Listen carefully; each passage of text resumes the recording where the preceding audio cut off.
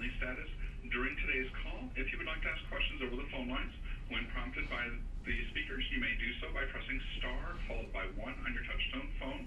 At this time, I would like to turn today's call over to our speaker, Mr. Patrick Shepard. You may begin. Thank you, Roy. Good afternoon and welcome to the Advanced Practitioner Series. My name is Patrick Shepard. I'm very pleased to be joined today by Lisa McLennan and Jim Peters from the United States Agency for International Development. Lisa is the Deputy Assistant Inspector General for Investigations. She has worldwide day-to-day responsibility for investigative oversight regarding development programs for USAID, MCC, IAF, ADF, and OPIC. And Jim is the DAEO from the United States Agency for International Development. You're also the Assistant General Counsel for Ethics and Administration. So welcome, both of you. Thank you very much. Thanks. And today we have a very exciting presentation following up with our theme this fiscal year of helping agencies to collaborate across programs for effective enterprise risk management. We're going to be discussing your intra-agency integrity working group. Is that right? That's correct. Excellent. I'm looking forward to it. And before we get into that, I'd just like to share with everyone a few announcements. We have a lot of training coming up in the next few weeks and months. Tomorrow, we will have instructors in North Carolina for the regional symposium. So if you are signed up for that, we look forward to seeing you there. On Thursday, we will be back here for the top 10 errors in public financial disclosure review for the reports of Senate-confirmed presidential appointees. Next week, we will be providing the rescheduled version of the Intro to 278 review with Mark Stewart. And if you're in the DC area, we will be opening registration for some live in-person courses in the metro area in the next week or so. So please look for that also. Thanks everyone for joining us. Let's go ahead and get started. Thank you. So could we begin by sharing with our viewers what is, in sort of the briefest terms, the USAID Intra-Agency Integrity Working Group? Sure. The Integrity Working Group is a coming together, a compilation of about 5 offices in the agency. It's the Inspector General's office, specifically the Office of Investigations. It is the Office of Human Resources, the Office of Security, the CISO's office, and the Office of General Counsel. Excellent. So you guys have solved the problem that I've seen in countless agencies, which is how do we get everyone to talk to each other and share information so we can run more effective programs. So how did you guys get started? Well, I'm not sure we're here to talk about having definitively solved any problems at all, but we have a framework for Excellent. it, and we have a collaborative process to get to that point. Great. Let me just preface everything by just explaining a little bit about USAID for purposes of this conversation. USAID has I'd say roughly about 8,000 employees worldwide. We're very decentralized with the headquarters here in Washington, and every other of our units is overseas. It's one of our missions that are located in a developing country within the embassy community. Our workforce is made up of civil service employees, foreign service employees, and overseas primarily foreign service nationals who are from the local economy, local culture. So we're dealing in a number of different cultural contexts. In terms of the DAEO's shop, we certainly handle things in Washington, but also we work with our colleagues who are resident legal advisors, resident legal officers overseas, posted at many of our missions, who are deputy ethics officials. Okay. So, and the same on the Inspector General side, there are offices overseas as well. So you have parallelism between the two programs. Absolutely, yes. Did that are you able to learn lessons from one another, how to coordinate international intra-agency offices? Absolutely. Yeah, I'd say every once in a while I will get a call from my colleague Lisa here in Washington about something happening in the field, right, where it's only risen to the attention of Lisa through the regional inspector generals. And I might not know about it yet from my colleagues in the field, and vice versa, the same things happen. And the quicker we can all get together and address it, the better. Excellent. So maybe this is a good time to just talk about how we got started with. Yeah, I think that'd be working excellent. I group. think that's a $64,000 question Right. that everyone's asking. Say, I would really like to coordinate better within my agency. I'd really like our programs to be more coordinated and effective. But how do we get started? How do we get there? Right. So we'll talk a little bit about how we did. And for us, it was we had a problem. We needed a solution. The problem at the time resided in the IG's office in that we worked a lot of investigations that were personnel related, Okay. and there was a large backlog for adjudication of those programs. So the IG's office are the fact finders. They conduct the investigations. They turn them over to the agency for whatever action the agency deems appropriate. Okay. And what was happening is that long periods of time, in some instances years, were going by without adjudication, and the end result was the inaction was the action, Right. and that meant nothing. Nothing, right? So we didn't have a prescribed idea of what the action should be. We simply needed a decision, and that Right. wasn't happening. Okay. So at a really tough point when the backlog had grown, and I believed that we had exhausted every means that we had available to us to try to get it resolved, I called my friends to the table, a person from each of the offices, Jim from GC Okay. and one from the other three offices, and I said, "Hi guys, we have this problem. We need to get it resolved. If we can't figure out a way to work this out, the alternative is that I'm going to have to take this to the Hill and report it as an inefficiency within the agency." And we decided to come together and figure it out. That's actually an excellent point, and I think a good takeaway is that agencies, when they conduct self-assessments of their programs, you do an internal audit or you do an internal review, and you find out where your problems lie, that can be a really powerful motivation for making changes within organizations. And that's something we emphasize with ethics officials all the time. You don't have to wait for OGE to come out and carry out a review. You can review your own program and determine whether or not your resources are sufficient, whether or not your coordination is adequate.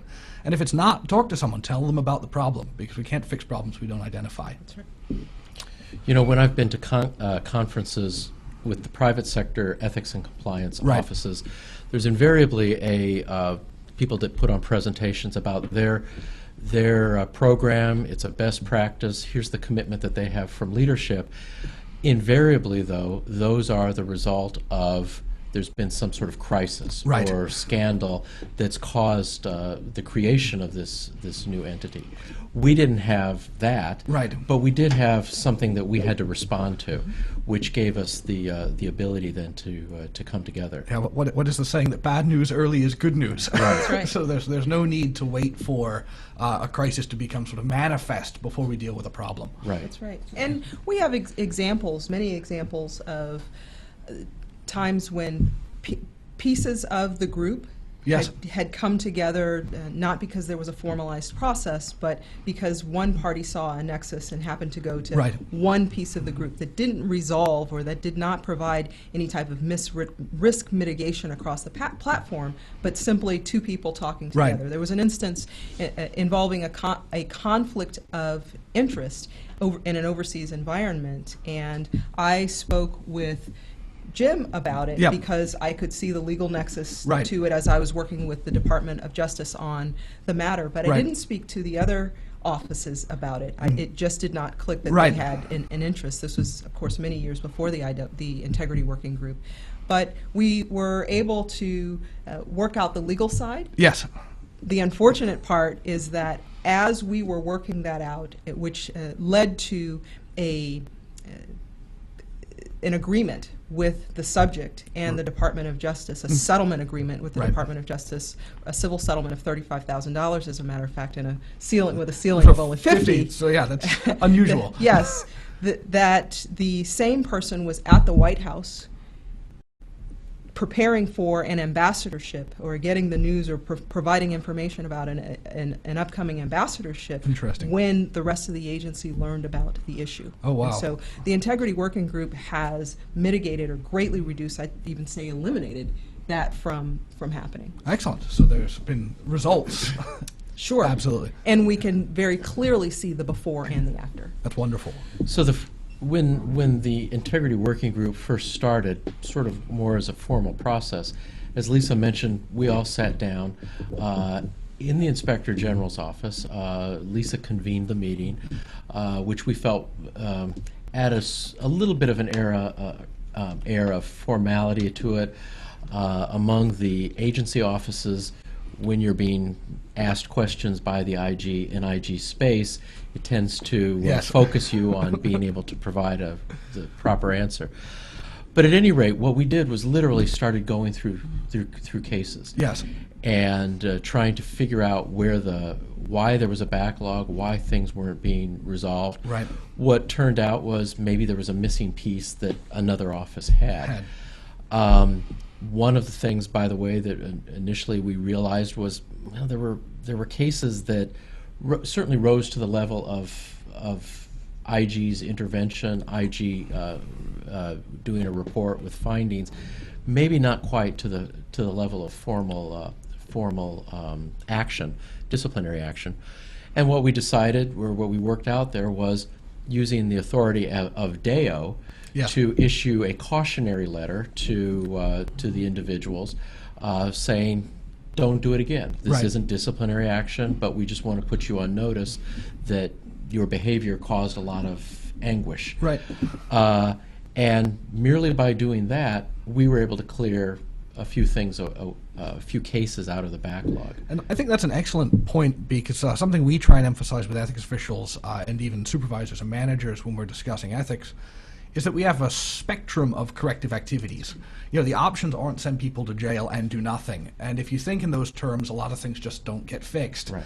And that's excellent to hear that you guys could work together to find strategies that the agency could use to correct deficiencies or problems, even when they didn't rise to the level of maybe criminal prosecution. Absolutely, and we spent a lot of time talking about those. You know, when I think some of our input might have been from the legal office might have been, look, we just don't have the evidence we need to be able to uphold this particular thing, and other offices agreed. So this is the way it started. The first few meetings we had, it made us a little bit uncomfortable because some offices felt they needed to explain themselves. Right. That wasn't what we were trying to do. And the way it kind of evolved was, well, we wanted to ease that tension, so we started doing this and including lunch and having lunch as part of it. Much more non-threatening. Right. Much more lends itself to much more collaboration. Yeah, because I think that's a great challenge, is when you have officers who don't interact frequently, it feels a bit like a state visit. It's a little buttoned up, and we don't feel like we're collaborating. We feel like we're looking after our turf and our interests. And to get past that, so you found that lunch helped a great deal? Absolutely, it did.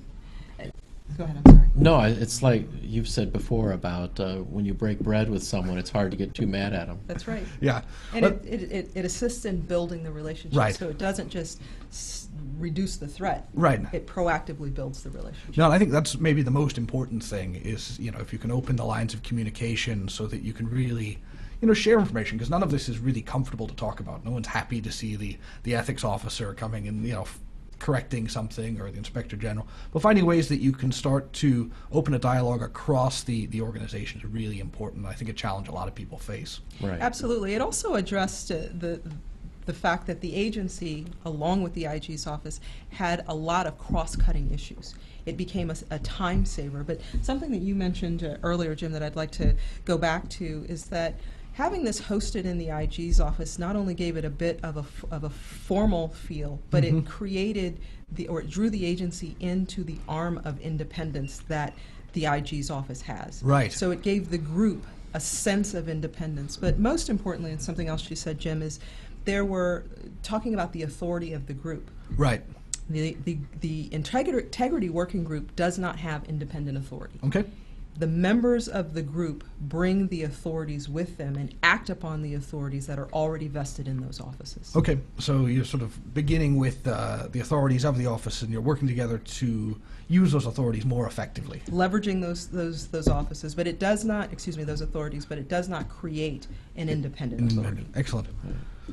And just as this developed, as I mentioned, the first few meetings were very much just rolling up our sleeves, Yep. going through specific cases. As those kind of cleared out, we kind of found ourselves looking at each other and saying, okay, now what do we do? Right. We didn't want to lose any momentum, so we started looking at more from a policy perspective. Right. What are things that we should be looking at proactively? Right. For example, we knew that that a number of the cases that had come before us were credit card misuse cases. Okay. Varying in amounts of severity and the amount of the misconduct. But we came to see that, okay, this is something we need to get a handle on sort of from a policy perspective. Right. And we brought in the program manager Yes. of the credit card program, who became our first sort of guest participant in the Integrity Working Group, and told us exactly how the process worked, exactly how we could, the points where we could fix it. Right. And we found that previously we were not, managers were not there was no cross-check between somebody taking money out of their credit card and whether they were traveling or not. Oh, I see. So merely by linking those two up Right. and making people aware that they were being watched, we haven't had a credit card case in a while now. In quite a while. But what was very interesting Right. was that as soon as the program manager came in and gave that presentation, Right. within 3 weeks we got a fairly severe case, and it happened to be an IG employee who was involved. And Interesting. so I was able to immediately leverage the group to resolve the issue quickly.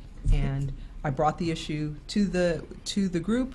It was outside of our normal cycle. Right. We typically meet once a month. Okay. But it was outside of that normal cycle, and we came together 30 minutes, and each office had the information that they needed to take the independent action that was necessary. That's outstanding. And I think, when you aren't able to see those connections, it seems impossible. But once you realize who has the information, who has the authorities, it becomes much easier to find solutions.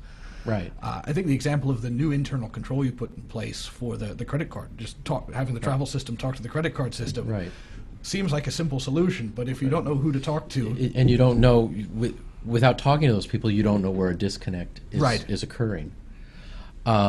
So we don't get together just to talk, Right. but we usually have some kind of case. We can talk about something that's on the horizon, maybe a policy issue that's on the horizon. Well, I'll just tell you that it's no secret in the papers now that prostitution, seeking prostitutes on the part of the federal government, especially in overseas locations, is a hot topic government-wide. In addition, USAID being at the forefront of enforcing trafficking in person, counter trafficking in persons, we have our own internal policy, and we're very much want to make sure that we've addressed those issues. And the Integrity Working Group has been sort of our clearinghouse for dealing with those sorts of issues that have arisen at USAID. I'm happy to say none of them are front page stories, and I think that we've been very proactive about these and in looking for the right resolution to when these allegations come in. do you find that as the group has matured, that you have been able to see issues coming and take proactive action to prevent them, rather than playing catch up? So let me just use the example of the counter trafficking in persons. One of the things that we found we were encountering was resistance on the part of some saying you can't regulate off-duty behavior. Okay. That not that anybody's condoning it, but look, we can't be regulating that. We've obviously done some research in this. We found that in fact we can if you have the appropriate policies in place. But our Office of Security, who monitors security clearances Right. and adjudicates security clearances, said, you know what, we don't think that word we don't think people really know that. So based on that, we've put out notices, we've put out enforcement guidance, and again, it only happens because of that collaborative relationship. That's right. Interesting. One of the things that's also important for the group, or that we learned very early on, is that the folks at the table that Right. represent the offices must be sufficiently high enough to make decisions on behalf of the office. Okay. And those decisions are, they come quickly. Right. So rather than sending someone back and a couple of weeks later To as deliberate, yeah. That's right. We get answers on the spot. So you have a more agile group by having decision makers in the room. Absolutely. And when there's a question, when there's an issue, when Right. there's not a formal meeting, but simply an issue, I can pick up the phone and call the DAEO Right. and say, let me run this by you. And he may say, that's not something that we should be concerned about, or it very much is, but I have an answer that I can walk away with and continue on my mission with. Excellent, because I think that's a danger that you could find in a group like this if everyone had to go back to the office and deliberate and decide what the position of the office is going to be and then get back together. The efficiency may not be as apparent, so maybe the suggestion to other ethics officials who are watching who might be considering this is when you're considering what level to get together, having people who can make a decision on behalf of their office is a really important part of it. Absolutely. Right. Excellent. And we did institutionalize the Integrity Working Group. It's not just us getting together for lunch Right. once a month. The place where we chose to put it was in our internal ethics regulation, which excellent. we just published one in the last year. So we plugged it into that as we wrote that, making very clear who the members were, what the authorities were, which was merely as a convening authority. And just to other DAEOs, what I would recommend is, I know what you want to do is quickly go in and write up everything as you at first. Right. Do an action memo. Right. Do a structure, an organization, and then let everything else fall into place. And what I would just suggest is you do it organically the other way around. Find out what goods fits well for you. Right. Who are the parties that you can convene and who can have these conversations? Start there, and then start building out from there. For example, we've found as we only started with a couple of offices, and only over time did we realize that the CIO's office held a big portion of the things excellent. that we were concerned about. Yes. And we brought them into the mix as well. So you've found that the group has sort of grown, has interest from organizations that maybe weren't initially part of the group. Have they been seeking you out, or have you been reaching out to them? How does that happen? But Go ahead. it's kind of amusing as some organizations have found out that we have this thing. We've gotten interest from organizations saying, "Hey, by the way, we need to be on that group. You're talking about discipline, right? And about people who are getting in trouble. Well, we need to be on that group."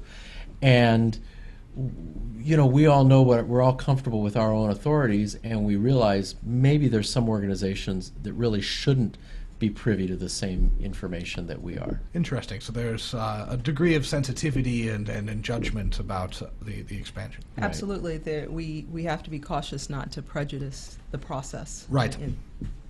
of what we're doing.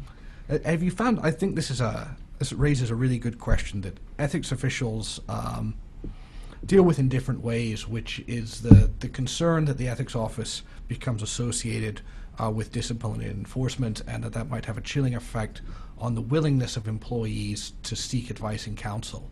Have you given thought to that, or managed that, or has it been an issue, or really not such an issue at all? I'll just say, sort of historically, our office at USAID is, I think, viewed as much more on the positive side. Yes. In terms of giving help. I don't think people feel threatened coming to us with questions. If the size of one's inbox is an idea of that. So I don't think that's been the case. Yes. And as long as we have other organizations like the IG that we're reacting to, Right. We're merely there to facilitate the appropriate management response. And I think, though, the group, as it has become more public and publicized, Yes. who has what authority Right. has become crystal clear. Oh, excellent. So the IG's office, in this instance, it's the Office of Investigations that's there. Right. We are the law enforcement body. And Right. so there's not as much confusion, or the potential for as much confusion, about who the enforcers are. Right. Because the process has provided that clarity. Excellent. So you take measures to allow employees to understand that we do coordinate together, but our functions are indeed still distinct. Absolutely. Excellent. Absolutely. Something else that's very interesting, it was an unintended consequence, but certainly a positive benefit to the agency, and that is the Integrity Working Group came together, became functional. Right. We began to address policy issues, and then there was an executive order that required agencies to put together an insider threat program. Well, Interesting. that risk management platform through the Integrity Working Group already existed and became a bit of the launching pad for how the agency structured its insider threat program. Excellent. So you found that you were already prepared to carry out the insider threat requirement to conduct programs. So you found efficiencies outside of the initial purpose of the group. Well, yes, the initial purpose of the group was addressing these personnel issues. Right. We became a launching pad. So we didn't take on the insider threat program. Right. But the structure that we had allowed the agency to efficiently begin to address. I see. So you're an issues. example of sort of organizational learning. The organization learned Absolutely. how to work together to get sort of big things done. And who the key players were. Right. And what their capacity, what capacities each office had. Excellent. And I think that this is a good point to maybe pause and see if we have any questions, but also to discuss sort of the bigger context in the ethics world where we're having this discussion. Last July, the Office of Management and Budget published an update to the A11 circular, which encouraged agencies to engage in enterprise risk management, which is exactly what you guys are doing. So if you're sitting at your agency, you're saying, how can I do this? What authorities are in place to maybe encourage my organization to work together better, to manage risks? The A11 circular that was published in July is a good place to look, and we understand that the A123 circular is about to be published in the next few weeks or month, and that's going to have even more guidance for agencies, encouraging them to engage in enterprise risk management. So this is extremely timely. There may be activities at your agencies that you can become a part of and help sort of create the frameworks for your agency. Roy, could we take a pause and see if we have any questions on the phone? At this time, if you would like to ask any questions over the phone line, simply press star followed by 1. Once again, star 1 will signal up with questions. I'll announce your name and open your line. 1 moment for our first question.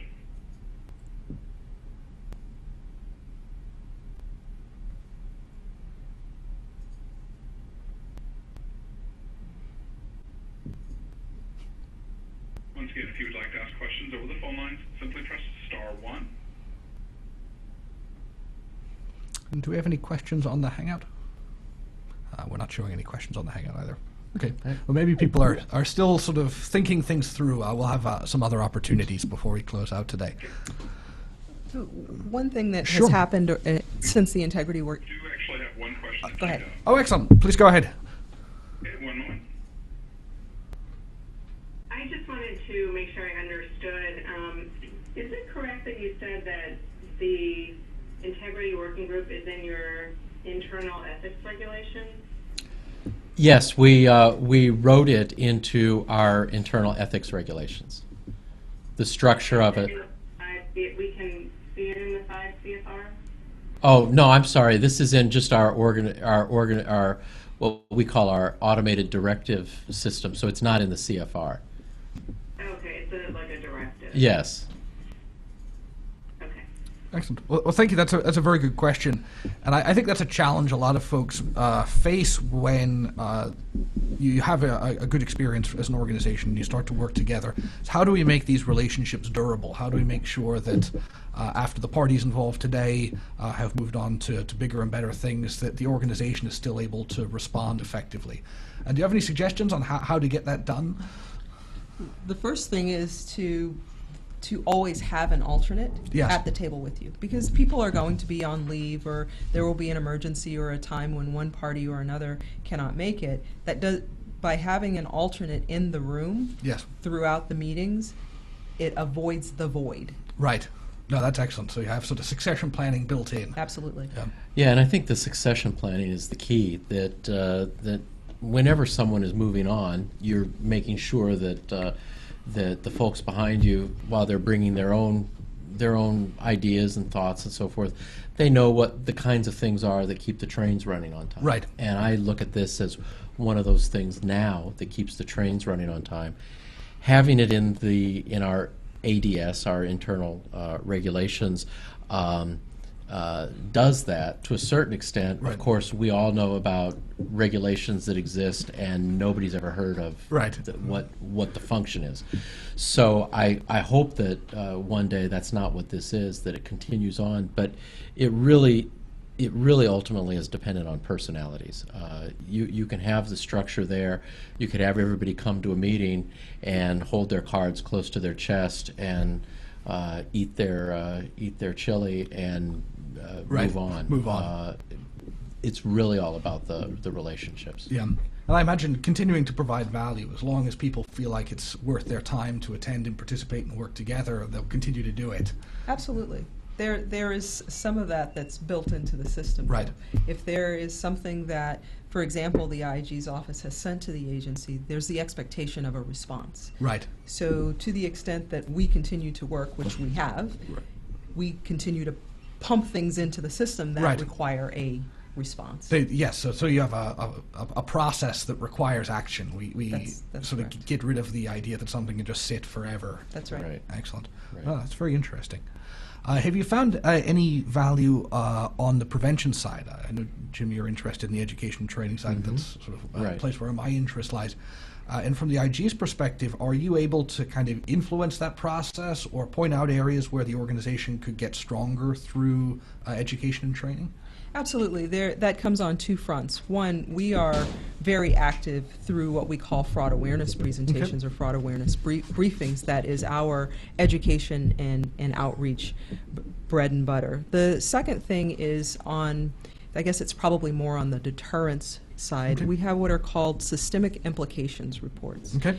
If there is something that we discover during an investigation that is a systemic weakness within the agency, we have the ability to issue that. Sometimes we don't have to formally issue such a report because we're able to resolve the problems Right. within, or the issues within, the integrity working group, and the agency goes back about its business, installing things in their internal policies, Right. which creates a preventive measure. No, that's excellent, because that's another example of not waiting for things to fall apart before you take action to correct them. And I think everyone wishes that they could do that, but the how is the difficult part. And this creates a bit of a heads up. Yeah.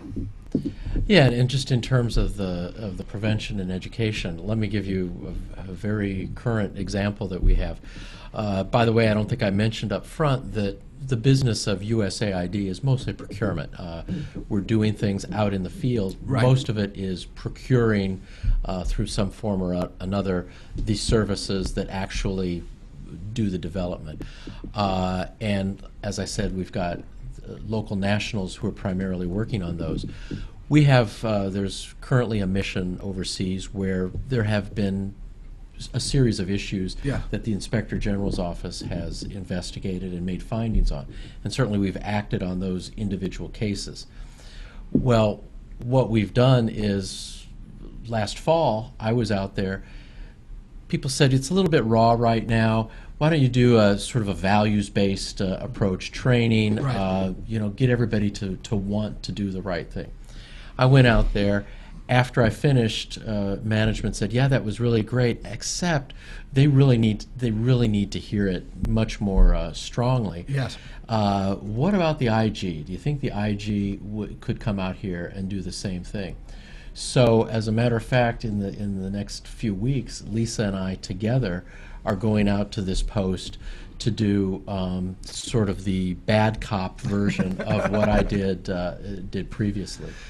Yeah, no, I think that's a great example, because I think it helps from the employee's perspective to see that these are the organization's priorities. That this isn't the ethics office priority, this isn't a priority of the Inspector General, this is a priority of the entire organization, and that these things all work together. Yes, there's help for you on the preventive side. Yes, there are consequences if there is misconduct. To see all of those working together, I think, is really powerful. Do you have you gotten feedback from employees that that's something that they have seen differently, or things that suggest that the organization is doing a better job there? Yeah, I regularly get feedback, and the folks in my office Yeah. who are doing the ethics training regularly get feedback about, well, this is an issue and so forth.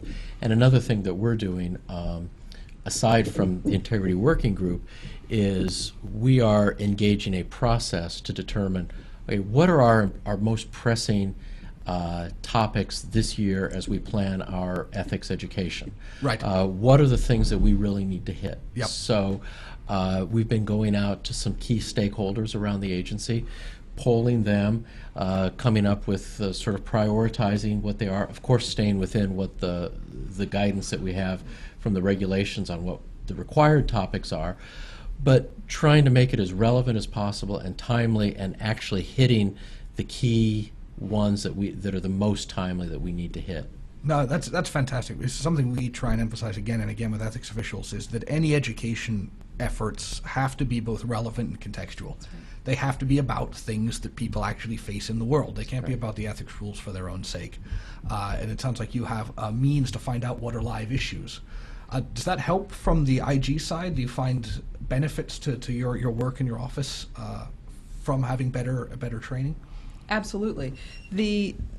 It's no secret we are a small organization and we have a global mission, and so it is an impossibility to be everywhere at all times. Right. And by teaching the implementers and by teaching the USAID employees the principles surrounding the type Right. of work we do and the consequences Right. of the work we do has a preventive and a deterrence measure built into them. And so what we have are, in some instances, depending on what's happening, we have fewer reports of things, not because people are failing to report, Right. but because there has been a preventive effect. Right, yeah. And in other instances, our numbers begin to rise because people understand the requirement and the value Right. in reporting things that have gone wrong. And that's when the ethics portion of it really we get to see it Right. on the enforcement side, because people understand that they begin to insert a greater emphasis of ethics on their business programs. Yeah, and I think that's a fantastic result. And I think some of the findings of recent research in this area is that employees notice very acutely how organizations respond to misconduct, and where they see misconduct permitted or not acted upon, it has a very deleterious effect on their view of the ethical culture. That's right. And it's interesting, when we talk about values-based training and culture, there's a tendency to think that it's sort of ethereal, that it doesn't really exist. But there are really concrete measures, like, does the organization take seriously complaints about misconduct? That's right. And when the answer is yes, people feel better about their organizations. They feel it has a stronger culture. So it's not some sort of out there fluffy idea. It's very concrete, and it's interesting that you found a way to do those, to improve that both on the reporting side and the enforcement side, but also on the education and training side. That's right. Yeah, and I mean, I don't want anybody to get the impression that I'm saying our program is better than anybody else's, or it's. But I think what we've done is we've created a way to address some of the issues, and you mentioned the way people feel about the organization. I think FEV's scores are public knowledge. Yes. And over the last couple of years, we've been tracking. Okay, what do these FEV scores mean? Right. What are they trying to? And for those who aren't familiar, it's the Federal Employee Viewpoint Survey. Right. Yes. And some of the questions, some of the findings go to an ethical culture Yes. at an organization. And we're trying to figure out, okay, what could people be talking about there? What Right. is it people are thinking about? And being able to address what some of those are, which led to us trying to how do we get at the key issues Right. that are relevant to us. I mean, we've all been to ethics training before where somebody stands up with a PowerPoint and they show you headlines from other organizations, Right. other corporations, and I've done those before, and the people in the audience say, yeah, but that doesn't apply to us. Right. We would That's never not do here. that. That would never happen here. But when they hear about the individual who Lisa talked about, who was fined $35,000 Right. at our agency for basically doing things that people would understand would come up in their job, it becomes much more relevant. Yeah, absolutely. It's relevant, contextual. It feels familiar, and they say, oh, that applies to me. Right. Yeah. And actually, I think you make a really good point about the Federal Employee Viewpoint Survey. because agencies do have some discretion in some of the questions that are asked. So if you want to learn about the ethical culture in your agency, I think OG has suggested that there's some questions you might use. And also just looking at those scores in general, his opinions of leadership are there. If you're looking for a reason to try and improve things or some data to start with, that's a good place to look because in my experience, leaders and agencies take those scores very seriously. You know, following up on something Jim said, and that is we are not claiming perfection here. We're certainly saying that by working together, we've made a lot of progress. There is another agency with a similar mission to ours that, or I will at least say an international focus on their mission, who has come over and sat through the front end portion of an integrity working group meeting where they could learn how the offices work together, and have put together a model that's almost the same.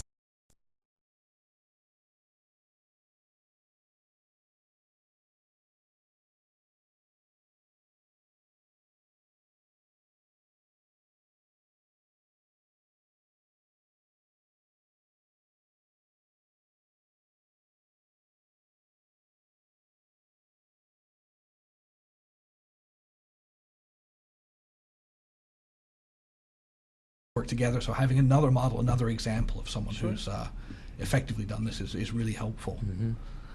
So you've had a lot of success, a lot of good things have come out of working together. Are there any lessons that you've learned, things you do differently, traps for the unwary that maybe we could share and help people avoid some setbacks or discomfort?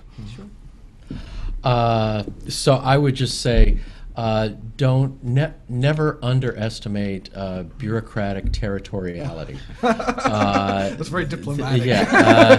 It's just even among people of with the best intentions that you're very dear friends with, sometimes it's hard to overcome that. And the idea that because you're asking a particular question, that it's not an attack on a particular, it's not saying someone didn't do their job. It's merely me trying to find out, or someone else trying to find out, okay, what's the issue here? What can we get to? So I don't think you're ever going to eliminate that, and just be sensitive to that, and sensitive to the perceptions of the way people are going to perceive basically having other people in their business. And if the shoe was on the other foot and the ethics officer was asking pointed questions, or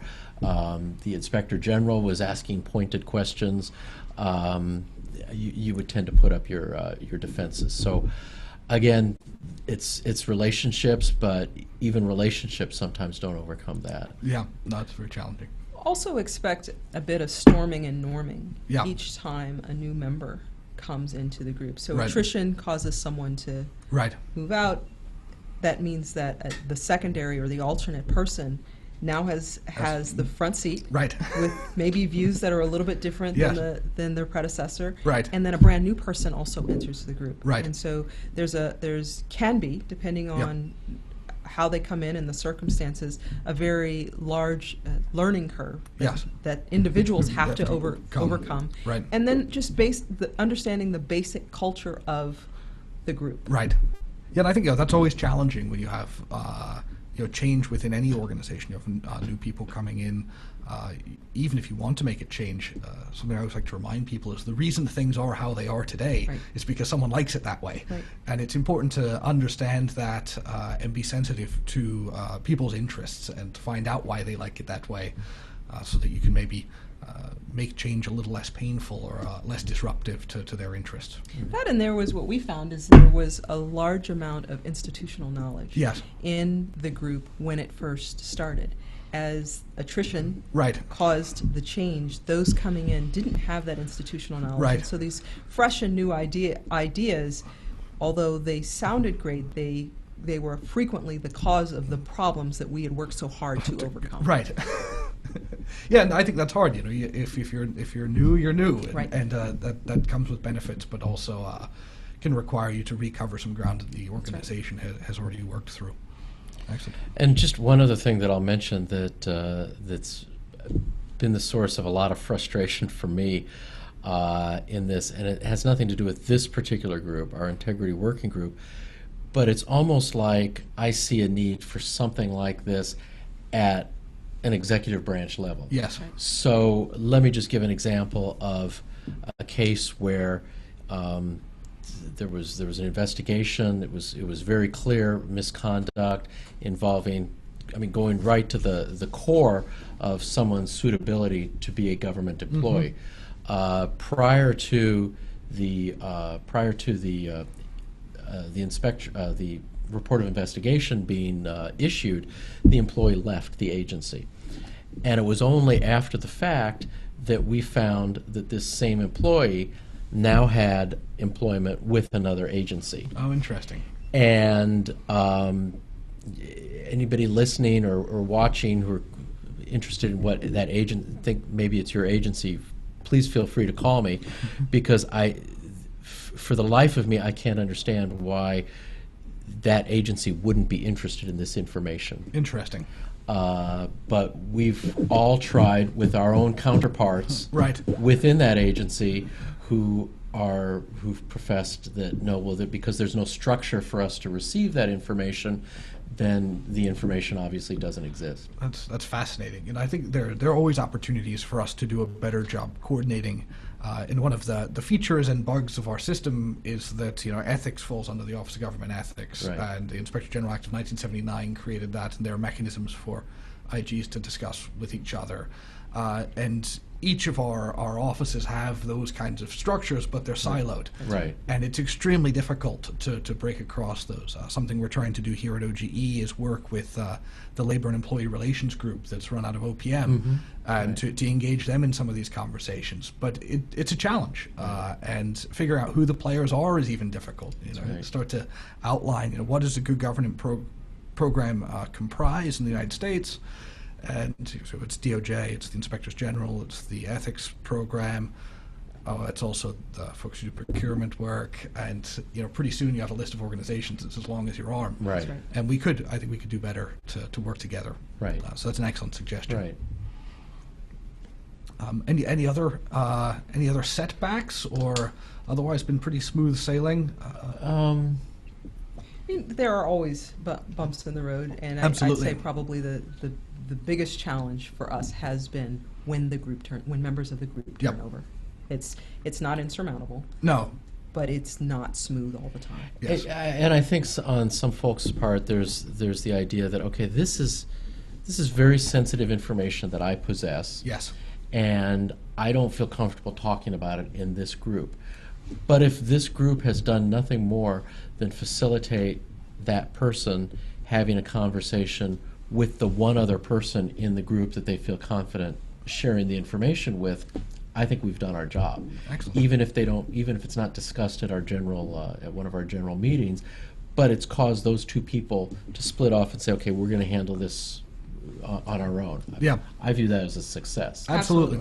And we've had those successes. There have been many meetings where the information, for example, that I held on regarding an ongoing investigation there was no reason, in fact it would have been inappropriate to share that with, for example, the CIO's office at that time. At that time, yeah. But there were other parties in the room who had a need to know that information right then.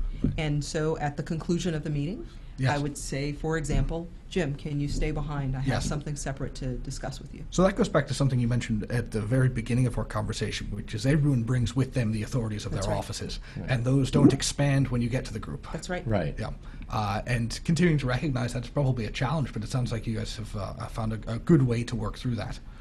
Yeah, it's a nice reflexive answer to have when, maybe I've had senior managers come to me and say, we need the integrity working group to opine on this, or to say this, and it's a nice reflexive answer to say, we don't opine as a group. Right. But let's get the relevant people talking. That's interesting, and that probably makes the existence of the group less threatening to those people who are in charge of the constituent offices. Correct, and I mean certainly people who litigate personnel cases understand you don't want to have some outside. You've got the disciplinary process, right, the supervisory chain, and the last thing you want is a supervisor or proposing or deciding official saying, "I was told by the integrity working group I had to do this." Yeah, no, so that's a good thing to keep in mind as people move forward. Right. So let's take another short break and see if we have any questions on the phone or on the Hangout, and then we'll come back together and talk about the future for a minute. Okay. Absolutely. Excellent. Roy, do we have any questions on the phone?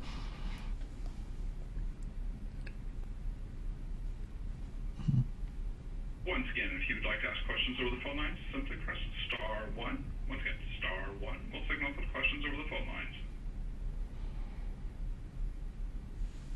And one moment, we do have one question queued up. Excellent.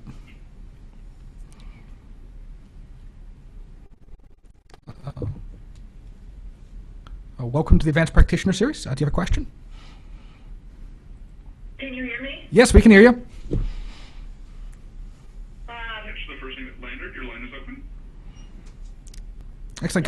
When employees, when you said the importance of employees having notice that the agency has responded to misconduct, I'm just wondering how you all handle that given the confidentiality of personnel actions.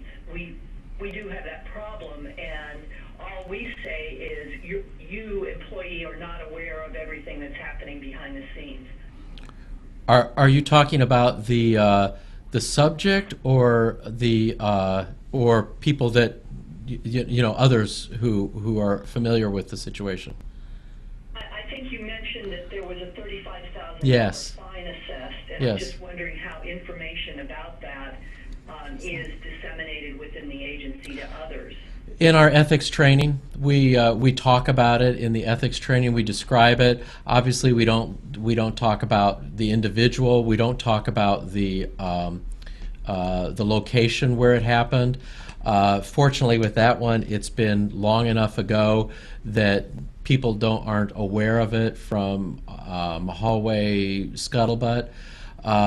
But you're right when you have to say, well, you don't have all the information. Because even people that are, you know, even when I don't do it in training, and somebody might ask me about that case and say, you know, try to engage on it and say, well, it was all a misunderstanding, and you know, you really do just have to sort of shrug your shoulders and say, well, you don't know everything that's behind the scenes. But in terms of the training that we do, we always use examples from within USAID. Might not be current, but we always use examples, obviously without name and other kind of identifying information. Sometimes when in the IG's office, we will use the name and the location for our training or education and outreach efforts when the information has become public. In the example that you just brought up, that there was a press release from the Department of Justice that had been issued. So the person's name was in the public domain, and during our education and outreach efforts, we had no problems whatsoever, in fact, using the press release itself in the PowerPoint in the training. And I think there are some other strategies that organizations can adopt to demonstrate that they're being responsive to you know, sort of low-level misconduct.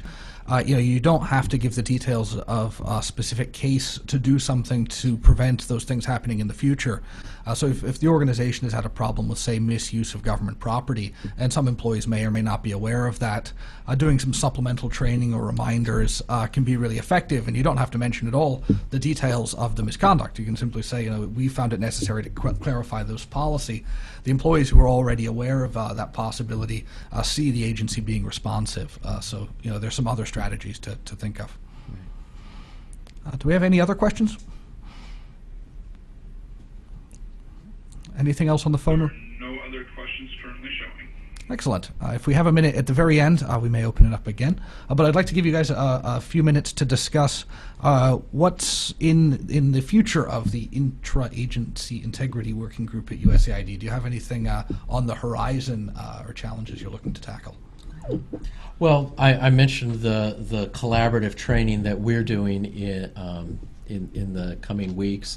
Fraud awareness combined with ethics training. It's sort of a new animal from what we've done in the past, and we're in the process of perfecting that.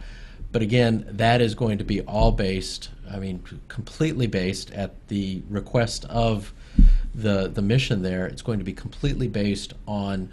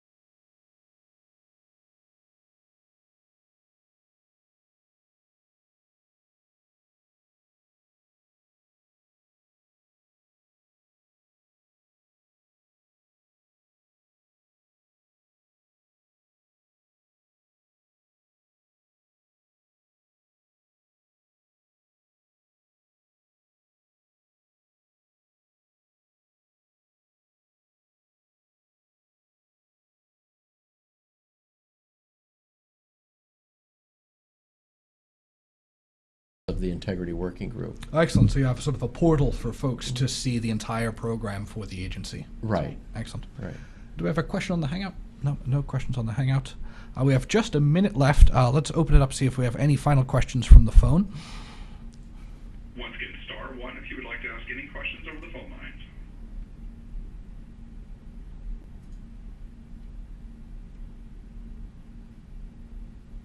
At this moment, I'm showing no questions signaling up over the phone lines. Excellent. Thank you. All right. Well, we have just a minute left. Any final thoughts, suggestions, advice for people who are considering undertaking similar projects in their agencies?